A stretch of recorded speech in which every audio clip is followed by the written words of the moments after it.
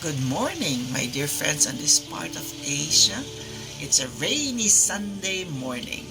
In spite of the rain, it makes me happy. I don't know why when it's raining, it makes me happy.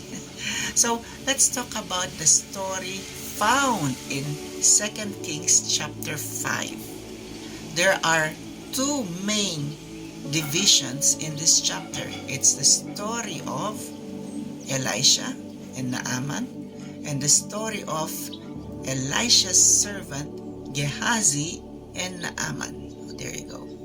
So as you can see in the picture, there's these people carrying gifts taken from Naaman, and the gifts were what? Taken home by Gehazi. But there's a catch here. Let's go to the Bible verse. Let's put more context in the picture. So Naaman had leprosy. He found out about Elisha, the prophet of God, who heals people. And then, in other words, to cut the long story short, that's the first part, he was healed. Because he's so grateful with his healing by the power of God, he was giving Elisha the prophet gifts. But Elisha said, we will not take anything from you because it's the power of God who healed you. End of story for part 1. Now the second part where we're going to focus on is Gehazi. So Gehazi, based on this verse, on chapter 5 of 2 Kings, he said, wow, Elisha was too soft with Naaman. He did not take the gifts he was giving. I, in the name of God, will take these gifts for myself. Imagine that. Okay? And the story goes on. So he, ran to Naaman while he was on his way home, rejoicing in God because he was healed of leprosy, and stopped their journey. And Gehazi said, hey, I have 2 prophets waiting at my place who needs help. Can you give me gifts? So Naaman actually gave him gifts because, that was intended to be given, but Elisha said no. But he gave it to Gehazi, so Gehazi went home with those gifts. Imagine that, my dear friends. There's a lot of things that's wrong there. First, Elijah did not take the gifts, but he was the one God used to heal Naaman.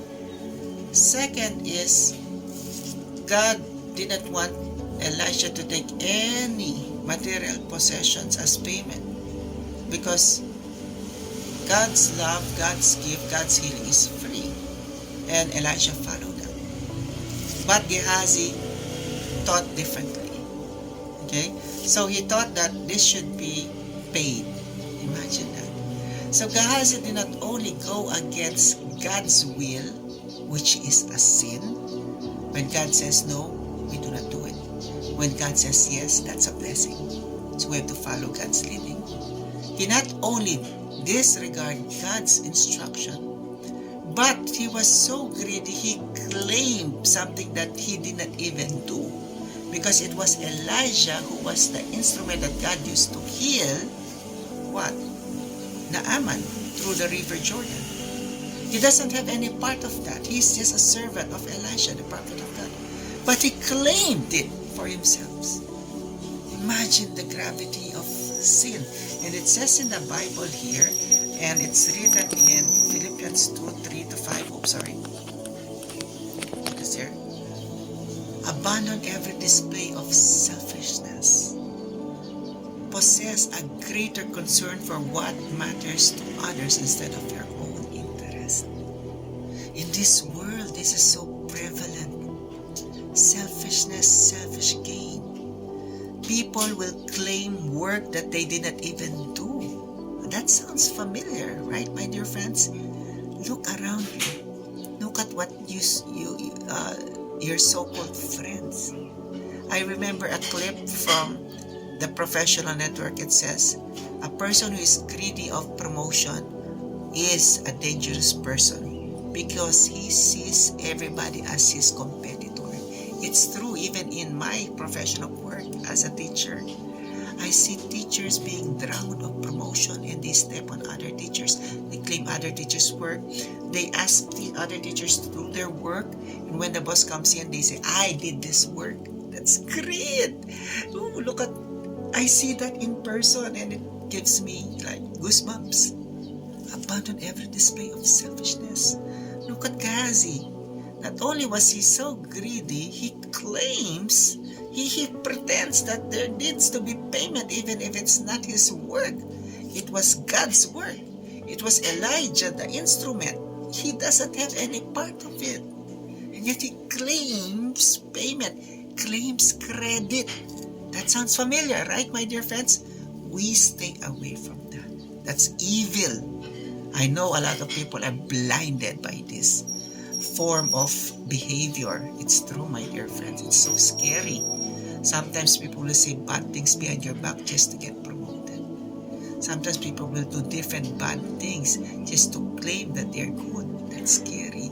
And you know what? It's a good thing we read the Bible. You and me, Christians, faithful followers of God, you and me. It's a good thing we read it because we learn from other people's mistakes. And we know because it is identified by the Bible that it is a sin. And we should follow that. Abandon every display of selfishness. Possess a greater concern for what matters to others instead of your own interest. Of course, you have to take care of yourself. It's about what? How you handle things. Do you handle things in a bad way, in an evil way, or in God's way? That's the question, my dear friends. Let's go to another verse. For the love of money is the root of all evil. You see that, my dear friends? And it goes on saying, which while some coveted after, they have erred from the faith and pierced themselves with what? Many sorrows. Imagine that, my dear friends. The love of money produces greed, produces the bad side of humanity. That's when corruption comes in. That's when lies, deceit comes in because they love what? Possessions. They love money. They they deceive people to acquire money in a bad way. Or in order for them to be wealthy, they deceive people. Because why? Love of money is the root of all evil. Love of possessions. We know all of this is temporary. Your fame and glory as a rich person is temporary. And the way you acquire that will make a difference. It's either you burn in hell or what? Continue in heaven for eternity. Remember that, my dear friends. So, let me get this straight. There's nothing wrong in being wealthy. There's nothing wrong in being rich. Because you can help church work. You can put poor people to college. You can donate. You can feed the hungry. But the question is, are you Robin Hood? You acquire wealth through what? Evil means. You're not Robin Hood. We will never want to be Robin Hood as Christians. We don't steal to justify helping people. We don't corrupt to justify helping people, just like politicians. You know, the issue in the mayor of Banban, they say she was so helpful. She provides the needs of this local city. But how did she acquire such wealth when she is just what? She claims she is poor and a farmer. See, my dear friends, we do not accept donations from bad means, from how it is acquired. We do not tolerate kidnapping and the money from kidnapping we donate to the church. We do not do that. That's evil. My dear friends, the love of money. And our last verse to top it off and to end the day or the lesson, watch out, be on your guard against all kinds of greed. Life does not consist in the abundance of possession. Jesus Christ said it himself. I hope we learn from Gehazi, wherein the gifts, the possession that he acquired doesn't what? Make him holy. Greed doesn't make you a good Christian. It is sin. God bless, my dear friends. Hope this morning we pray earnestly to God that we will not commit sin, we will not what? Be greedy. Instead, we will what? Do what is according to God's will.